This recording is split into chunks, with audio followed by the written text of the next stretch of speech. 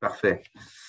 Alors, écoutez, bonsoir à tous. Merci beaucoup d'être là. On va aborder la parasha de Shlach Lecha. Donc, comme vous le savez, on est un peu en décalé en fait par rapport à Israël. Donc, ça joue aussi peut-être parce qu'ils ont l'impression peut-être en Israël, ils ont une paracha d'avance, donc ils connaissent déjà. Et donc, c'est la parasha de Shelach Lecha. Alors, la parasha de Shelach Lecha, très très rapidement, elle porte sur un sujet principal.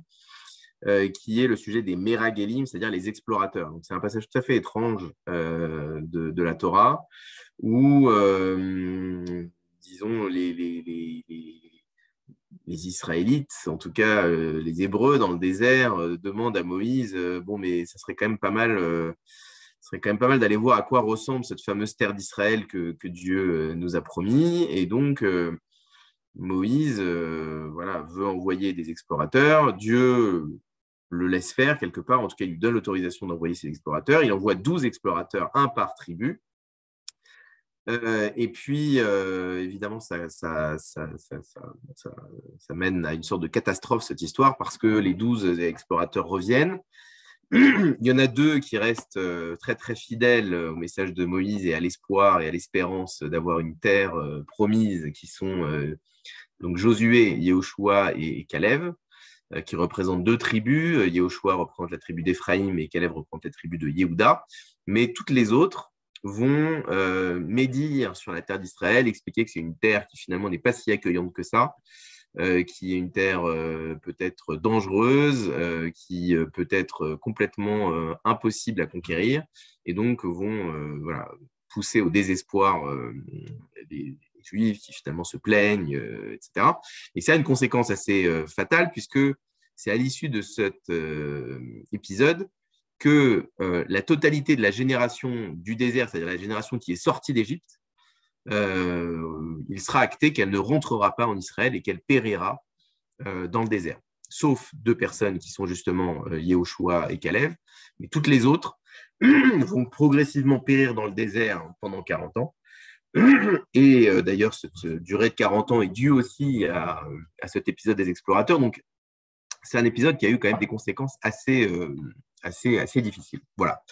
Alors, le sujet du Rav Saks que je voudrais voir avec vous, c'est pas tant un sujet sur pourquoi les explorateurs, qu'est-ce qui se passe sur ce sujet des explorateurs, c'est plutôt un sujet qui va vous montrer, en tout cas qui va essayer de vous montrer comment le Rav Saks, c'est quelqu'un qui prend des questions classiques, qui prend des questions traditionnelles et qui essaie d'y répondre de façon très contemporaine, avec des réponses extrêmement contemporaines. Alors, qu'est-ce que c'est que ces questions classiques?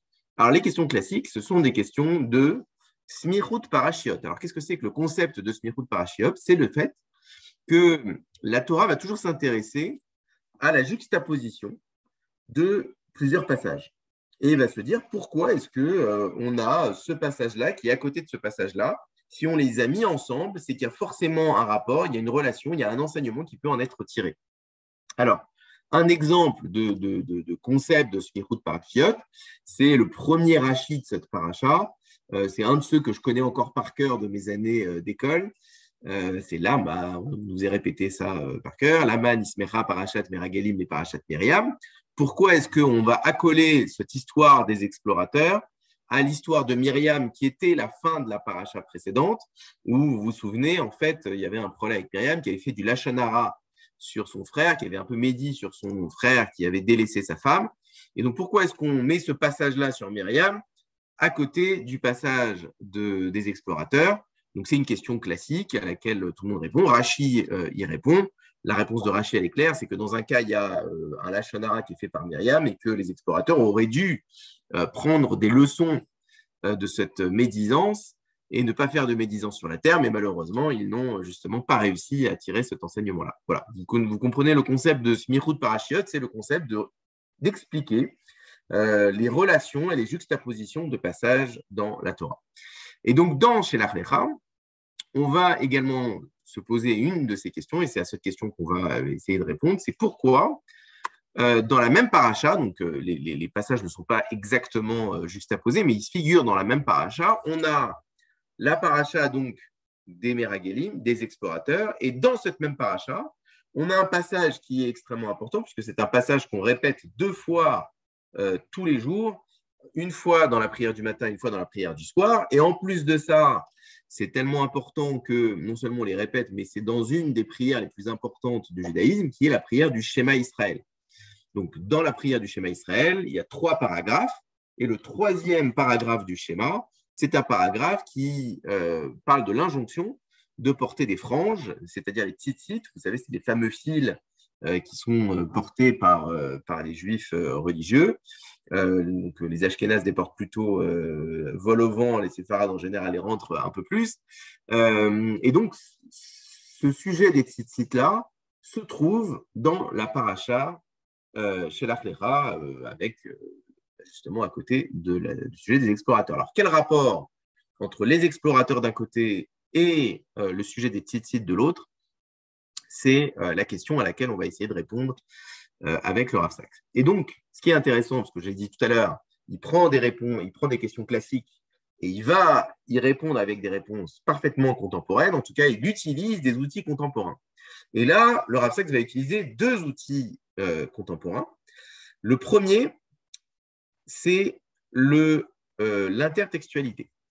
Alors, qu'est-ce que c'est que l'intertextualité? C'est en réalité une méthode et un outil qui était déjà utilisé de façon traditionnelle, mais qui revient aujourd'hui avec beaucoup, beaucoup d'intensité. Et il y a énormément. Alors, peut-être qu'il faut le mettre en rapport aujourd'hui avec les capacités informatiques qui permettent justement de repérer les occurrences d'un même mot ou d'une même expression dans différents passages. Mais l'intertextualité, c'est exactement ça. On va prendre des mots et des expressions et on va se rendre compte qu'en fait, ces mêmes mots et ces expressions se retrouvent dans d'autres passages, ce qui va nous permettre de faire des liens entre des passages qui, a priori, n'ont rien à voir, mais on va réussir à en retirer un certain enseignement. Et là, le Rav Saks, il va précisément utiliser ce concept d'intertextualité dans la parashat chez l'Achlecha. Et donc, je vous propose de voir justement quels sont les liens en termes de texte, en termes d'expression. Je ne sais pas si vous voyez bien mon écran en termes de ce que je projette. Ici, je vous ai mis un petit tableau avec les différentes expressions qui sont utilisées d'une part dans le passage des explorateurs, des Meragelim, et d'autre part dans le cadre des franges et des tzitzit. Alors, d'abord, un point, c'est que le mot « explorer », on aurait pu utiliser pour dire explorer, pour dire, voilà, il va y avoir une exploration, on aurait pu utiliser des mots comme le mot, par exemple, l'arpor, ou les ragels, d'où vient le mot meragelim, c'est-à-dire marcher à pied, ça vient du mot pied, regel, ou bien l'arpor, qui veut dire aussi explorer, qui veut dire rechercher. Bon, on n'utilise pas ce mot. Le mot qui est utilisé dans la Torah pour les explorateurs, c'est le mot latour, c'est le verbe latour. Alors, pour être honnête, je ne sais pas du tout s'il y a un lien avec les tours opérateurs qu'on verra après qui proposent des voyages de tourisme. Mais en tout cas, latour, c'est précisément explorer. Latour veut dire explorer. Donc là, vous avez un mot qui est conjugué, vayatouru, et donc ils explorèrent. Et ce mot n'est pas utilisé une fois. Ce mot latour, il est utilisé, je crois, une douzaine de fois dans la Torah au niveau des explorateurs. Et, chose étrange, on retrouve ce mot dans le sujet des tzitzit. À quel moment? Velo taturu. Velo taturu achare levafrem ve achare enechem. Vous voyez cette phrase très importante, on la retrouve là dans la troisième occurrence. Vous ne vous égarerez pas après vos yeux et après votre cœur, après vos cœurs et après vos yeux, parce qu'ils vont vous mener à des infidélités. Et donc là, évidemment, quand on lit en français, d'un côté, on a « ils explorèrent » et puis d'un autre côté, on a « vous ne vous égarerez pas », qui sont des mots qui n'ont rien à voir. Mais quand on retourne à l'hébreu, on se retrouve qu'on utilise exactement les mêmes mots avec la même racine. Vayatouru, velo taturu. On retrouve ce verbe latour qui est conjugué dans les deux côtés. Voilà. Ça, c'est la première occurrence. Deuxième occurrence, c'est le verbe voir. Ur item et haaretz maï. Et en français, on traduit ça pareil. Vous observerez comment est la terre. C'est la mission des explorateurs. Vous verrez. et vous observerez comment est la terre. Et au niveau des tzitzit, on retrouve exactement cette même expression, ur item, et vous regarderez, c'est-à-dire que vous verrez encore une fois, hein, ces tzitzit, et dans les deux cas, on a exactement le même verbe, conjugué exactement de la même façon, ur item, et vous verrez, dans le passage des explorateurs et dans le passage des tzitzit.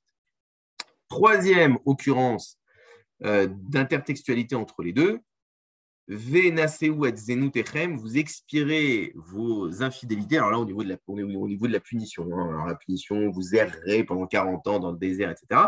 Et vous expirez vos infidélités. Vos infidélités, c'est zenutrem.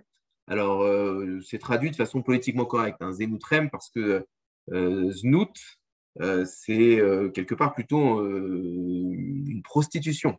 Une prostituée en hébreu, c'est zona. Donc c'est quand même quelque chose de beaucoup plus violent. Et en tout cas, on trouve ce mot dans le passage des explorateurs. Et zona, znout, on le retrouve exactement là, cette racine, on la retrouve exactement également au niveau des tzitzit. Donc, dans la phrase que j'ai citée tout à l'heure,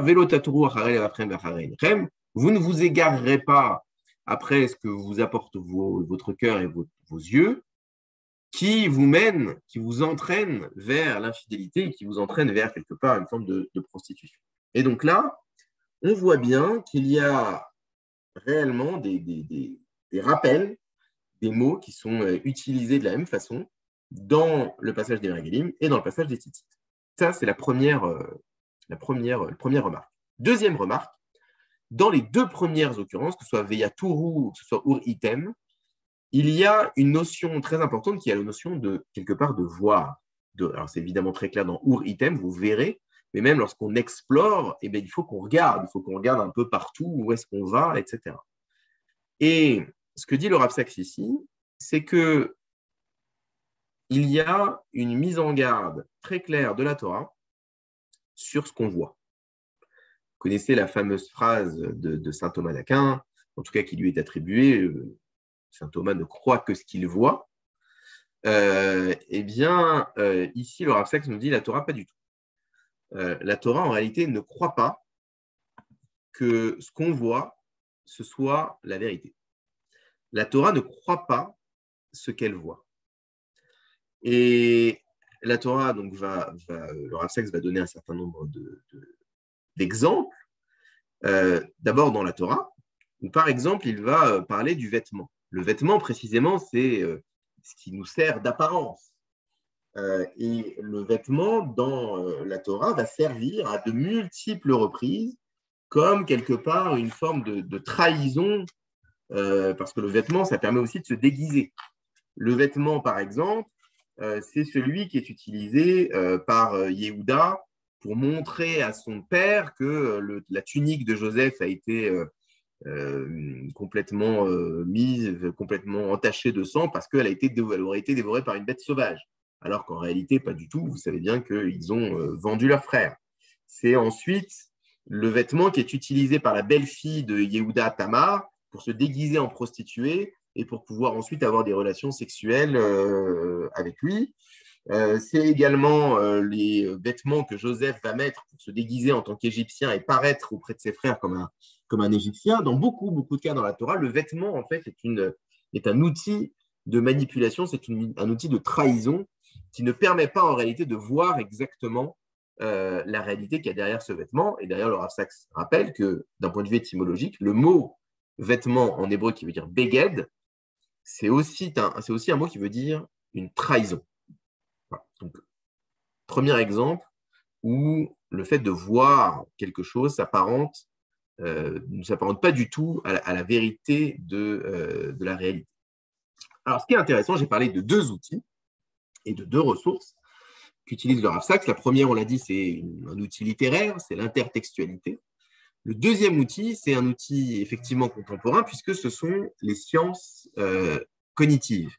Et donc, les sciences de psychologie sociale, les sciences de neurosciences, quelque part, que le Rav Saks va utiliser ici. Et donc, qu'est-ce que convoque ici le Rav Saks? Il convoque des études scientifiques assez connues. Alors là, il convoque une étude scientifique qui s'appelle The Warm-Cold Variable in First Impressions of Persons. C'est une expérience où vous prenez deux groupes, d'accord, et vous leur dites, voilà, écoutez, vous allez avoir un conférencier là qui va rentrer dans la salle et on va vous parler un peu de ce conférencier avant qu'il entre. Et puis, il y a un groupe à qui on dit, c'est quelqu'un de très intelligent, très chaleureux, très déterminé, très pratique, très précautionneux, etc. Voilà. Les autres, on leur dit, alors c'est quelqu'un de très intelligent, de très compétent, d'assez froid, de déterminé et d'attentif. Voilà. En fait, on utilise exactement les mêmes qualificatifs, sauf que dans un cas, on dit que la personne est très chaleureuse, et dans l'autre cas, on dit qu'elle est plutôt froide. D'accord? Et après la conférence, on demande en fait à chacun des groupes de donner les impressions. Qu'est-ce qui vous a fait comme impression le conférencier? Et alors, ce qui est très intéressant, c'est que le groupe à qui on a dit qu'il était un peu froid vont dire que la personne est plutôt associable, elle est plutôt irritable, elle est plutôt égoïste, elle est plutôt centrée sur elle-même, elle n'a pas vraiment d'humour, etc. Alors que ceux qui ont entendu que le conférencier était plutôt chaleureux, eux, ils ne disent pas du tout ça du conférencier. Ils disent des choses complètement inverses, alors même qu'ils ont entendu le même conférencier qui leur a fait exactement la même conférence. Voilà. Et donc ça veut dire quoi? Ça veut dire qu'en réalité, en fait, on ne réagit pas en fonction de ce qu'on voit. On réagit en fonction de préjugés et on est souvent soumis à ce qu'on appelle un biais de confirmation, c'est-à-dire qu'on croit déjà des choses et que ce qu'on va voir va être finalement adapté pour que ça corresponde à ce que nous croyons. Et ça, c'est un biais qui a été évidemment largement démontré d'un point de vue scientifique, qui est quelque part le cœur de l'humanité. Et ce que montre le Rav Sach, c'est que la Torah savait ça très très bien. Pourquoi elle sait ça très très bien? Eh bien, parce qu'il raconte une autre étude. Il raconte globalement, enfin d'ailleurs, c'est même pas c'est statistique, c'est que les personnes grandes, c'est-à-dire de grande taille, sont des personnes qui, en général, ont un salaire qui est plus élevé que les personnes de petite taille. C'est comme ça. C'est comme ça. Les personnes, par exemple, les présidents des États-Unis qui ont été élus pendant le XXe siècle, étaient toujours plus grands que leur adversaire. Est-ce que ça s'est toujours produit? Il faudrait faire la recherche, mais en tout cas, quasiment tout le temps, c'était toujours le plus grand qui était élu président des États-Unis. C'est-à-dire que quand vous voyez une grande personne, il y a un préjugé qui est fait que globalement, vous avez plus confiance, vous vous dites que cette personne est plus compétente, alors que finalement, la taille n'a jamais rien à voir avec la question de la compétence, mais en tout cas, c'est un biais. Et la Torah, en fait, est parfaitement consciente de ce biais. Comment on le sait? Eh bien, c'est que quand le prophète Samuel cherche un roi pour remplacer le roi Shaoul, il va un peu partout, puis à un moment donné, il arrive dans la famille de Ishaï, de Jessé, et il va dire la chose suivante. Il va trouver un gars, là, qui est personne, qui est un des frères de David, et il dit, Shmuel dit, voilà, il est grand, il est lancé, ça doit être lui. Et que lui dit Dieu? Il lui dit non, non, non, non. Ne considère pas sa mine, en tout cas ne considère pas l'apparence qu'il a, ne considère pas sa haute taille, parce que celui-là, je le repousse. Ce que tu vois, toi, ça compte pas. Ce qui compte, c'est moi, ce que je vois, et moi, je sais sonder les reins et les cœurs. Moi, je regarde le cœur et je sais ce qu'il y a dans le cœur. Et donc, c'est comme ça que finalement, il arrive vers David et il va choisir David comme roi. Et Dieu dit dans le texte du prophète Samuel, je sais que tu as un biais de confirmation, tout prophète que tu es, tu ne sais pas qu'en réalité, on a un biais de confirmation quand on voit des personnes de grande taille. Et donc ça, c'est ce que dit le Rav Sach, qu'en réalité, la Torah ne croit pas ce qu'elle voit, parce que, et c'est démontré par les neurosciences et les sciences cognitives, nous avons toujours un biais et nous avons tendance à essayer d'adapter ce que nous voyons par rapport à nos préjugés initiaux. Je fais juste une petite digression en expliquant que c'est pareil pour la morale. j'ai parlé sur Facebook là, d'un bouquin qui s'appelle The Righteous Mind de Jonathan Haidt, qui m'a beaucoup, beaucoup marqué, et qui démontre que, effectivement, notre perception de moralité n'était pas du tout une conséquence d'un processus intellectuel où on construisait des valeurs, mais qu'en réalité, on avait ça au fond de nous-mêmes. Voilà, il y a des tripes qui nous font dire si quelque chose est moral ou pas, et ce n'est qu'à posteriori qu'on essaye d'expliquer pourquoi, comment cette chose-là est morale par rapport à des valeurs qu'on se serait ensuite construites. Voilà. Donc ça va tout à fait dans ce que dit le Rav Sachs. Le Rav Sachs poursuit et puis il explique que il y a une très très très belle analyse du rabbi Menachem Mendel de Kotsk, qui est un rabbi chassidique, qui va prendre une des phrases que les explorateurs ont dites lorsqu'ils sont rentrés.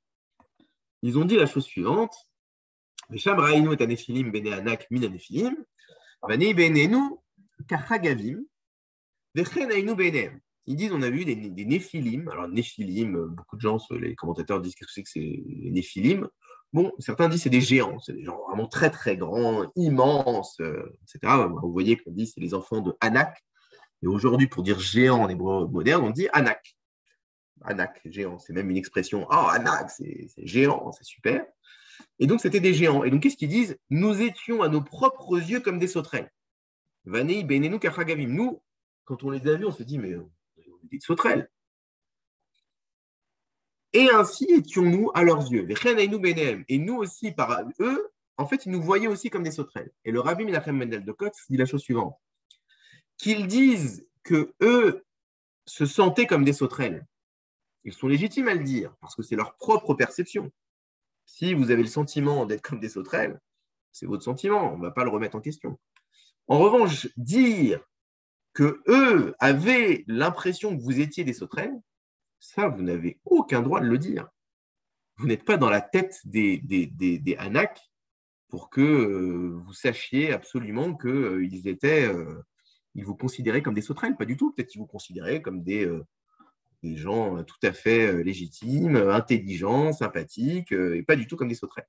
Mais ça dit le rabbi Menachem Mendel de Kotsk, c'était en réalité un des préjugés qu'ils avaient. Ils avaient une sorte de peur qu'ils n'ont pas réussi à évacuer en se mettant dans la tête. Et là, on voit bien ici, dans tous ces passages, dans tous ces exemples, que les apparences sont parfaitement trompeuses. Donc ça, c'est aussi une expression connue. Les apparences sont trompeuses, et là, la Torah adhère tout à fait à cette expression. Les apparences sont trompeurs, et on essaye évidemment d'essayer de trouver des preuves a posteriori par rapport à ce qu'on imagine et par rapport à ce qu'on croit. Et donc ça, c'est un problème. Ça, c'est un problème parce que ce n'est pas c'est pas un comportement qui est rare. Le biais de confirmation, ce n'est pas quelque chose qui arrive une fois de temps en temps, ça arrive de façon systématique, ça arrive tout le temps. Il n'y a pas d'œil innocent, ça n'existe absolument pas. Nous faisons de façon systématique des inférences sur une situation donnée à partir d'un jugement préliminaire en quelques millièmes de seconde, et donc ça pose effectivement un certain nombre de problèmes. Alors, ça pose un certain nombre de problèmes, et ici, la Torah nous le dit avec une brièveté absolument incroyable, parce que lorsqu'elle utilise le même mot, la tour, pour le fait de dire voir, explorer et s'égarer, c'est bien la preuve que lorsqu'on voit des choses, en réalité, on a un très très grand risque de s'égarer dans notre perception de la situation. Et donc c'est bien ça la logique des tzitzit, parce que lorsqu'on voit les tzitzit, alors à ce moment-là, on va se rappeler des commandements de Dieu, et donc on ne sera pas égaré, on ne se sera pas égaré par ce que nous dit nos yeux ou par ce que nous dit notre cœur. Et donc là, je ne résiste pas à l'envie de vous ajouter quelque part le commentaire de Yeshayahu Leibovitz qui est bien connu sur ce passage. Vélo Tatura Charel Evafrem Bacharenechem, il dit en réalité c'est une remise en question de la philosophie kantienne et de la philosophie spinoziste. dans la philosophie kantienne, vous devez faire ce que, quelque part, le devoir vous enjoint de faire. Et dans la philosophie spinoziste, vous avez, en tout cas peut-être platonicienne, vous avez un bien qui est défini à l'origine et en fonction de votre perception, vous allez devoir suivre ce bien et l'accomplir. Et Leibovitch de dire, dans les deux cas, il s'agit d'un égarement qu'il faut combattre en restant proche de la vision juive des choses et en voyant de façon systématique cette cite, on a la capacité de lutter contre ce biais de confirmation et de rester proche des décrets divins, d'obéir à ces décrets divins. Et ce n'est pas pour rien que le mot fondamental du judaïsme n'est pas le mot de voir, mais c'est le mot d'écouter. La prière la plus importante peut-être du judaïsme, c'est le Shema Israël. Et dans le Shema Israël, on ne dit pas de voir quelque chose, on dit écoute, écoute, écoute Israël. Et ce mot Shema, c'est un mot qui veut dire à la fois écouter et également obéir. Il n'y a pas de mot en hébreu, rappelle le Rav Sachs, qui dit que il n'y a pas de mot en hébreu qui veut dire obéir. Obéir, il n'y a pas de mot en hébreu pour le dire. En réalité, on utilise le mot Shema, le mot écouter, le mot obéir, et c'est l'écoute, c'est l'astreinte au joug divin qui permet, selon la Torah et donc selon le Rav Sachs, de déjouer en fait ces biais de confirmation, de déjouer cette manipulation du cerveau qui consiste de façon assez systématique à vouloir confirmer nos biais. Voilà, et donc cette cite, on est bien là. Comment est-ce que les explorateurs ont subi évidemment ce biais de confirmation, puisque eux avaient peur de cette terre-là, ils sont partis avec ce préjugé-là, et tout ce qu'ils ont vu finalement a servi à confirmer leur biais. Et donc, la Torah nous apporte ce passage-là, qui est une sorte d'antidote. Les tzitzit sont une sorte d'antidote à ce biais de confirmation. Et c'est bien ça que le Rav Sachs essaye de nous démontrer dans cette paracha. Voilà, j'ai essayé de respecter les 30 minutes.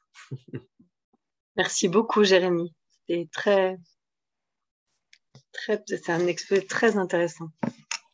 Alors, je vais finir avec une dernière phrase du Rav Sachs, qui est la suivante. La foi, ce n'est pas voir le monde comme on aimerait qu'il soit, parce que là, voilà, on s'illusionne complètement.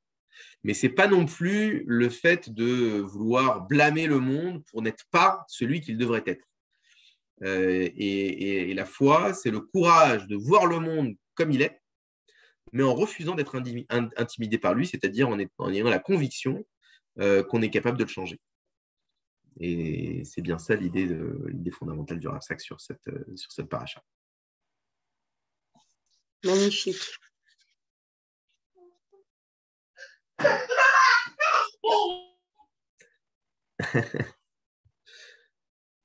Voilà, je ne sais pas si vous avez des questions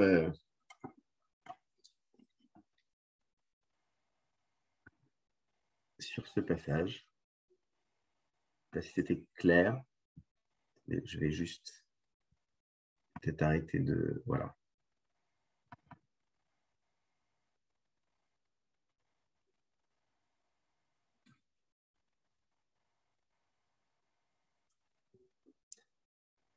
Si vous n'avez pas de questions, je vous dis,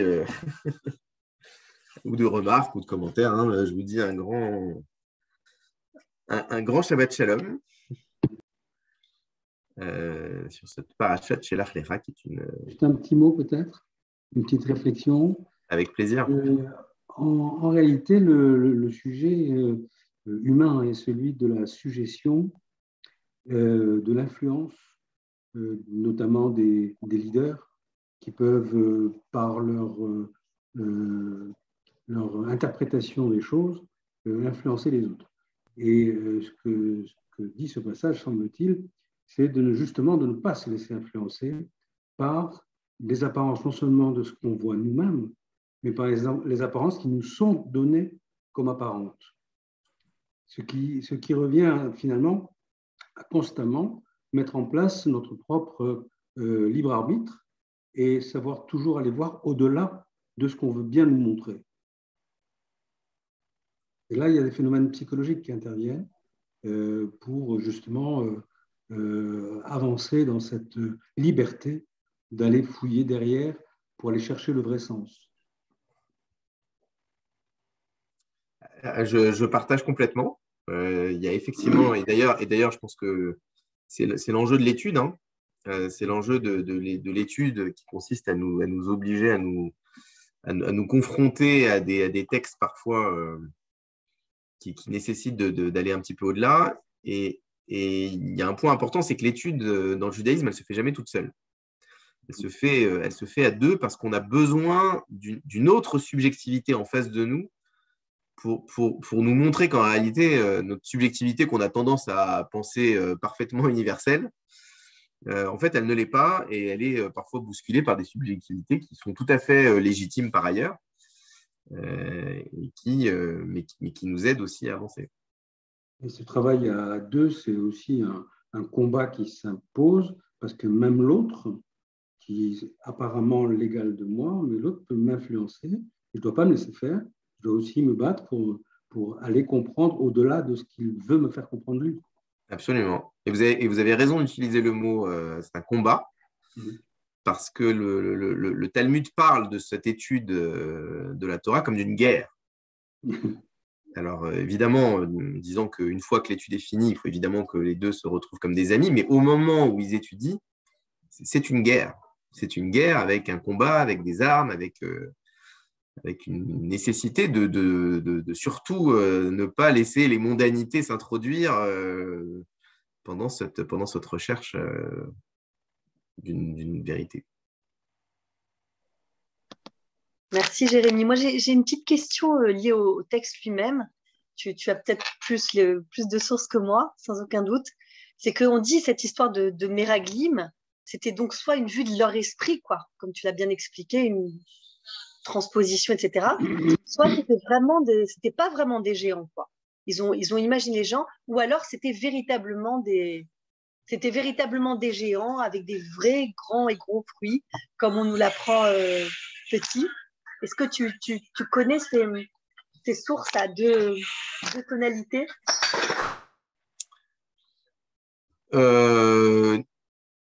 En détail, non, mais les deux effectivement, sont parfaitement légitimes. C'est-à-dire qu'il y a effectivement des passages qui disent que ce sont des vrais géants, qu'on fait remonter à des créatures extrêmement anciennes, qu'on retrouve déjà dans le texte de la Genèse.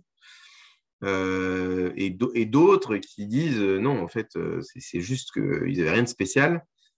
C'est juste que vous voyez bien que lorsque, avec des gens qui déjà partaient complètement défaitistes, ils ne se rendaient pas compte qu'en réalité, ils avaient en face d'eux des gens qui étaient parfaitement normaux, mais ils les voyaient comme des géants. Et le moment où ça se passe, si tu peux nous rappeler, c'est juste après le Matan Torah. Ouais, c'est pas très loin, effectivement, après donc ils sortent, ils reçoivent la Torah, il y a le veau d'or, etc. Mais c'est vraiment au moment c'est la première année après la sortie d'Égypte. Et en réalité, ils sont censés normalement arriver en Israël très bientôt, parce qu'on n'a jamais vu que même en très très lentement, pour faire le Caire, Jérusalem, on met 40 ans, même en marchant très très peu. Et en réalité, cette durée de 40 ans dans le désert, c'est précisément la conséquence de cette faute-là, pour d'une certaine façon laisser périr toute cette génération qui, quelque part, a connu l'esclavage et en fait qui n'était pas capable. Alors ça, c'est tout un autre développement du Rav Saks qui s'appuie sur le Rabbi de Lubavitch. C'est pour ça que Nati, sur Facebook, disait tu vas parler de l'explication du Rabbi. Voilà, donc c'était pas ce passage que j'ai choisi, mais le Rabbi disait qu'en réalité, ils avaient peur de réussir, ils avaient peur de rentrer en Israël. En fait, pour eux, ça voulait dire quitter quelque part le confort du désert avec la prise en charge globale par Dieu Ça voulait dire eux-mêmes se faire à manger, ça voulait dire eux-mêmes labourer la terre, ça voulait dire créer des institutions, ça voulait dire se salir dans des organisations politiques. Ils préféraient être une sorte de pureté idéologique dans le désert plutôt que de mettre les mains dans le cambouis, quitte à finalement faire quelque chose d'un peu imparfait. Et ça, pour eux, c'était pas possible. Et Dieu dit, en fait, ils sont encore dans une démarche esclavagiste. Ils sont encore esclaves. On les a sortis d'Égypte, mais l'esclavage, l'Égypte, on les a pas encore sortis de leur propre psyché. Et donc, il faut que cette génération s'en aille pour qu'on puisse avoir une génération qui est prête à rentrer en Égypte, à rentrer en Israël, pardon. Et ça, c'est intéressant parce que le Rav Saks pense que c'est une manière aussi pour la Torah de démontrer que les changements nécessitent du temps. La dimension révolutionnaire, en fait, c'est-à-dire brutale, elle est pas du tout juive. La dimension juive, en fait, elle consiste à laisser du temps. L'être humain, c'est un être qui a besoin de temps pour changer, et qu'un changement parfaitement brutal et soudain est extrêmement néfaste. Alors je sais, ça ne plaît pas beaucoup à tous les juifs révolutionnaires qui se sont impliqués dans la révolution bolchevique de 1917. Et d'ailleurs, moi je crois que c'est très très intéressant de voir pourquoi la psyché juive elle a influencé autant de juifs à s'impliquer dans la révolution de 1917. Il y a quelque chose quand même, il y a une sorte de feu passionné qui les pousse à ça, mais en réalité la Torah dit non, pour que ça change, il faut que ça se fasse doucement.